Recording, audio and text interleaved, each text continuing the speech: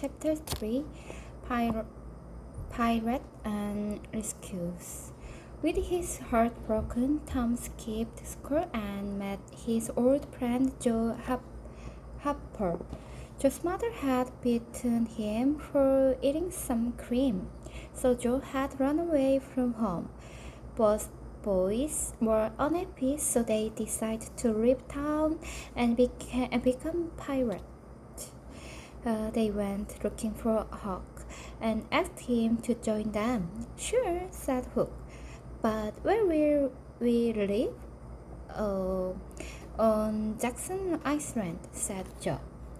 The boys all knew about Jackson Island. It was on the Mississippi River 3 miles from town.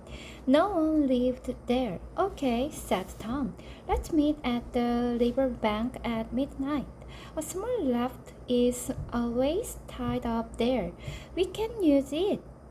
At midnight, they met as planned. Each boy brought food and some hooks and lines for fishing. They got onto the raft and rowed to Jackson Island like a pirate. When they reached the island, they went into the forest. They found a good camping spot under a big tree and made a fire. Soon they were fast asleep. Next morning, the little pirates woke early and went swimming. Then they caught 6 big fish and cooked them on the fire.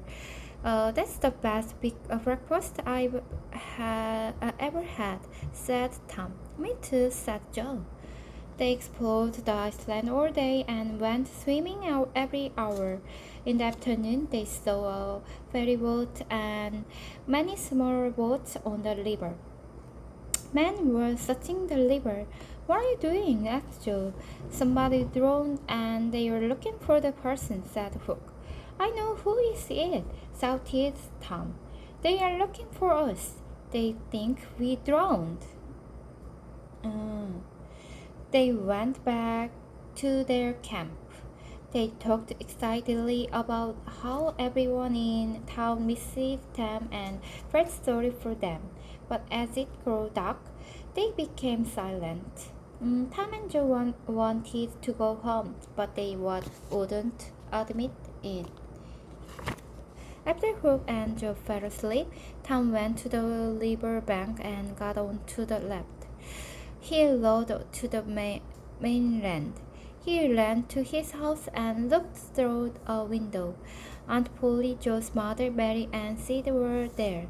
Tom went quickly into Aunt Polly's bedroom and hid. No one saw him. Poor Tom, he heard Aunt Polly say. He was always mischievous, but never a bad boy. She began to sob. Mary put her arms around Aunt Polly and cried. Sid was crying too. Joe was the same, cried Mrs. Harper, and I will never see him again. Tom listened with tears in his eyes. He heard that a funeral would be held Sunday if the boys weren't found.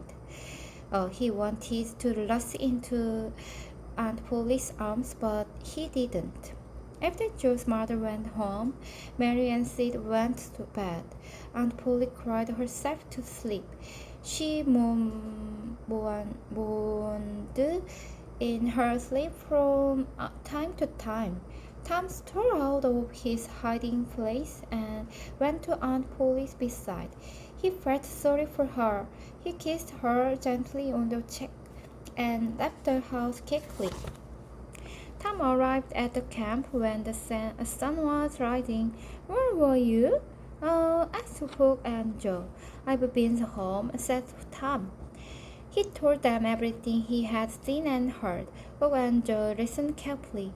I won't go home, said Joe. Me too, said Hook. Not yet, said Tom. I have a plan. Listen, on Sunday morning, when Joe and Hook heard Tom's plan, they laughed with joy. That's a great idea, said Joe. Now, let's play Indians. They went to the shore and painted themselves with wood. They pretended they were enemy Indians and had great fun attacking each other. When they became hungry, they caught some fish and roasted them on the fire.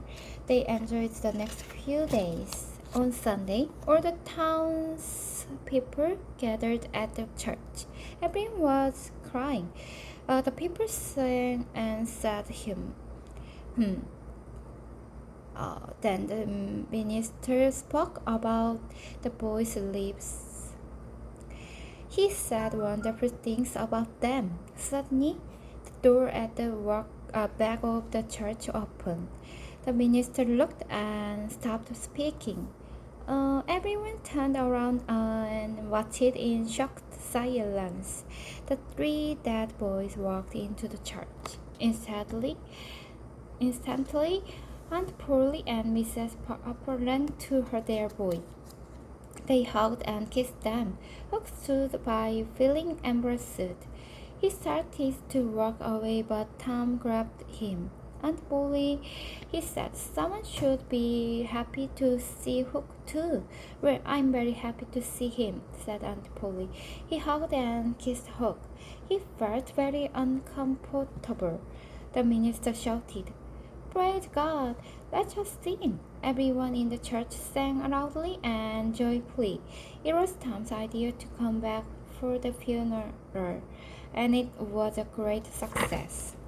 One Monday, Tom went to the school. He ignored Becky and spent his time with Amy. Becky ran away, crying with jealousy. After a while, Tom found Becky with Fred Temple. They were looking at the picture book together and laughing. Tom was so jealous that he ran up in a huff. When Tom went home for lunch, Becky lost interest in Fred. He tried to show her more pictures, but she told him to go away. Becky walked outside and Alfred followed her. Don't bother me, he shouted angrily. He was sad and angry. Becky used me to make Tom jealous, he thought. I will fix him. He went into the classroom. He found Tom's spelling book in his desk. Then he poured ink over the pages. Becky saw it through a window. I should tell it, Tom, she thought. Mr. Dobbins will beat Tom when he found out about the ruined spelling book. But no, I won't tell him. Tom deserves to be punished. Little Becky went into the classroom. No one was there. Then she saw a key in the lock of Mr. Dobbins' desk. He kept a special book in there. He read it every day when the children were busy with classwork. She opened the drawer and took out the book. She turned to the first page. Just then, Tom came into the classroom. As Becky quickly closed the book, the picture tore into two pieces. Tom, cried Becky, you scared me. Mr. Dobbins will punish me for this. Well, I won't tell him, said Tom. But he knew Mr. Dobbins would soon find out. When the lesson began, Mr. Dobbins saw Tom's ruined spelling book. He beat Tom with a stick. Becky wanted to tell the truth, but she said nothing. About a while, Mr. Dobbins opened his desk drawer and took out his special book. His face turned red with anger. Who tore this page? Said Mr. Dobbins. There was silence. Mr. Dobbins began questioning its student. He started with the boys. Soon he turned to the girls. Amy Lawrence, did you tear this page? He said, No, sir. She said, Becky, teacher, did you tear this page? He said, Tom saw Becky's face turn white with terror. He said he had to save her. I did it, Tom shouted.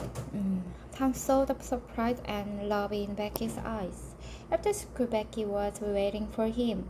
She told him what Alfred had done. Tom forgave her for not telling the truth and they made up. That night, Tom fell asleep remembering Becky's last words. Tom, you are so noble.